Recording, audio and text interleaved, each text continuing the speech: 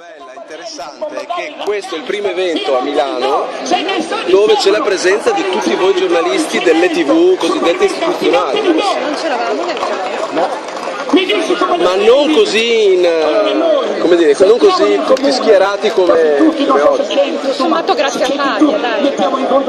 Grazie a quello e forse grazie all'ANSA che avete ricevuto ieri che diceva che Grillo veniva qua oggi, però in sostanza così almeno avete capito chi siamo noi, perché poi alla fine, visto che Grillo probabilmente non ci sarà, avete ripreso noi, avete parlato con esatto, e così almeno vi comprendete che non siamo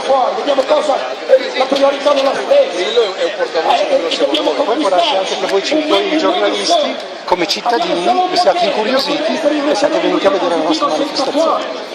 Ma sono convinto che questo sia appena l'inizio, perché da qui a quello che sarà alla fine del mondo ne vedremo delle belle.